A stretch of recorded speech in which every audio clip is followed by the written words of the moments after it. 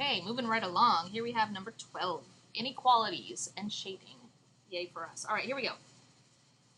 The goal in each of these is to get the m by itself. So when we do that in the first equation, we subtract 2 from both sides. We get negative 4m is greater than or equal to negative 8.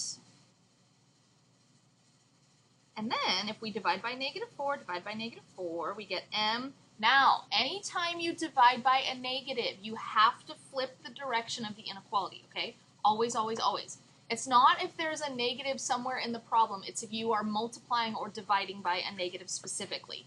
Okay, so we started out at greater than or equal to. We are now flipping it. Let's make this gigantic so you guys remember. M is less than or equal to positive 2. That's one of them. Okay, next. Start out the same way. Subtract 2, so 3m is greater than 12. Divide by 3.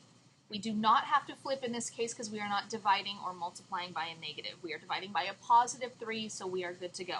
12 divided by 3 is 4. Okay, now to graph these, let's see, 0, 1, 2, 3, 4, 5. So, on 2, because it's less than or equal to, we have a closed circle.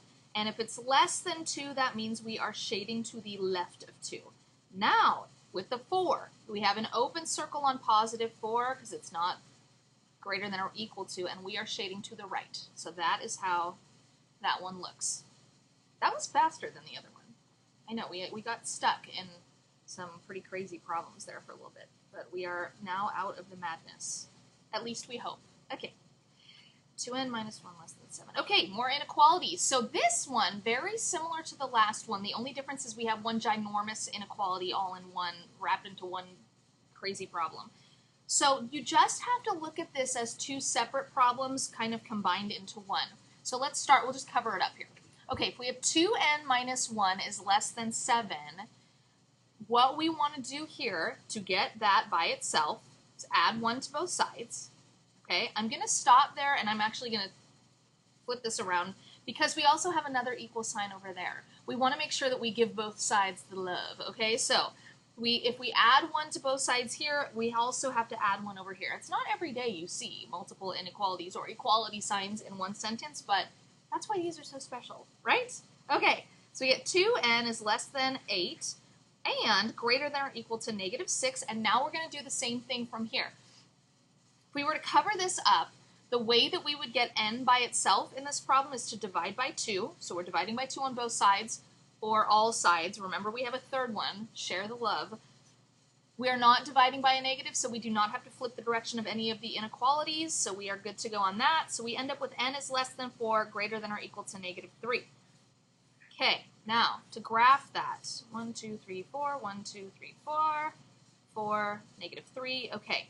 So let's start with this one. N is less than 4. So we have an open circle on 4 shading to the left of 4. Okay, negative 3. We have 1, 2, 3, a closed circle on negative 3. And remember, okay, let me cover this up so you all can see.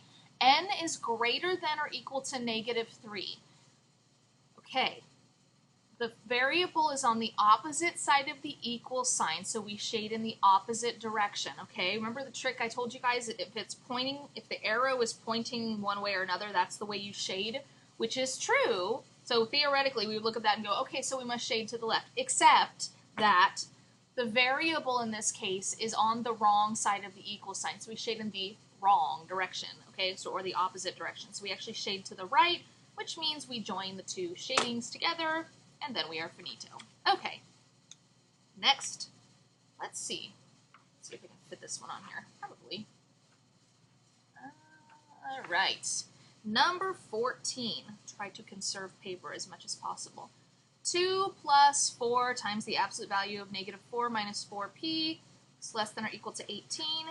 All right, we have absolute value inequalities here. So what we want to do is the very first thing is we want to get the inequality totally by itself.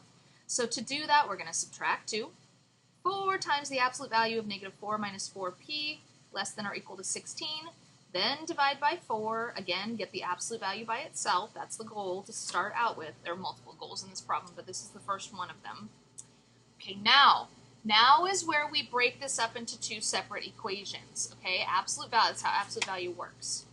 Okay, we're not going to be able to fit this all on one paper, but that's okay. We'll just go straight down here. Okay, so the first equation, we get negative 4 minus 4p is less than or equal to 4. Nothing changed except that we took the absolute value bars off. Okay, the second one, we get negative 4 minus 4p is, we're going to put a negative sign on this 4, so we flip the direction of the inequality. Greater than or equal to negative 4. And now we want to go through and solve both of these for p. Okay, so in both of them, we're going to add 4 to both sides. Plus 4, crosses, crosses. Okay, so we get negative 4p, I'm sure you all can see that still, is less than or equal to 8. This one, negative 4p, is greater than or equal to 0.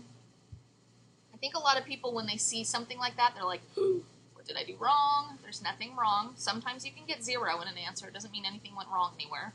Sometimes it does, but not always. Okay, then we divide by negative 4. Divide by negative 4. Think to yourselves, are we dividing or multiplying by a negative? Yes, yes we are. So what happens to the inequality? It flips around. So p is, this one started out as less than, so now we're flipping it around to greater than or equal to negative 2. This one, we flip it around, started as greater than, we're moving it to less than 0. Again, just because you get 0 in an answer does not mean that it all went wrong and you're a horrible math student and all of that. It happens to all of us, and sometimes that's just the way it's supposed to be. Okay. So, we have closed circle on 0, closed circle on negative 2. All right, so here's what we're saying. P is greater than or equal to negative 2. Oops, let's move this out of the way. So we've got P is greater than or equal to negative 2. Greater than is to the right, so we're shading to the right of 2, negative 2, and less than 0, shading to the left of 0. And that is the end of that one. Okay, here we go. Number 15, we are moving right along. We're given a slope of 1/2, a y-intercept of negative 3, and we want to write the slope-intercept form of, I actually wrote slope. It's early. It's like 9:05, and you all are probably still sleeping, and I am here writing solutions for you, which I am very happy to do, but if I make things like that, you have to give me a break. Okay, so the slope, not slope, but the slope is 1/2. We remember slope-intercept form of an equation of a line is y equals mx plus b. So remember, slope, the letter that represents slope is m, so m equals 1/2. The letter that represents the y-intercept is b, so b equals negative 3. Do not overcomplicate this, s'il vous plaît. Okay, so we're taking 1/2 and plugging it in for m, and we're taking negative 3 and plugging it in for b. And that is the end of the story. Do not overcomplicate. So that comes out to c. We're back to c again. Okay. Do not overcomplicate. That is not one that we want to get crazy with. There will be plenty of, we have seen some of those already. Plenty of other problems to get crazy with. That is not one of them. Okay. Write the slope-intercept form, number 16, with, so we have through the point, negative 5, negative 1, and the slope is undefined. Okay. It's not always going to be like this. It's not always going to be like this, you guys. Okay. Now, we have to think back. This is one that's a little different. You might actually, there's a very strong possibility you're going to have something other than an undefined slope here. Okay?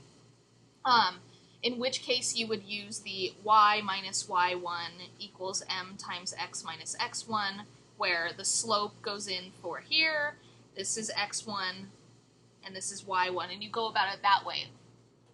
But the fact that we have an undefined slope, my lovely TA just walked in. I'm writing practice final solutions. Okay, so because we have an undefined slope, we want to go back and think about what an undefined slope means. We've talked, I'm going to do this in a different color here. Whoops, let's label our axes. Okay, so think about walking along different surfaces. If we have a flat surface like this, that's what's called a zero slope. You're not walking uphill or downhill. You're just walking on a flat surface. That's a zero slope. Now, again, imagine a little person walking along here. Okay, now, if we have something that looks like this, that would be a positive slope because the person is walking uphill. And then if we have something like that, that is a person walking downhill, so that would be a negative slope. Okay, so negative, positive.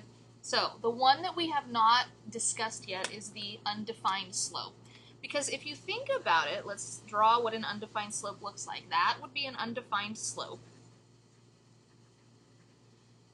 Think about a person trying to walk up a wall. That's just not something that happens. At least in this dimension. Okay, so that would be an undefined slope. So it's this is a slope undefined, and if it's going through the point -5, -1, if we actually put on here 1, 2, 3, 4, 5, -1, that means it has to be a vertical line going through that point, which means it's cutting through the x-axis at -5. So it's a line with the slope of x equal, a line with the equation of x equals -5. All right, we're going to switch videos.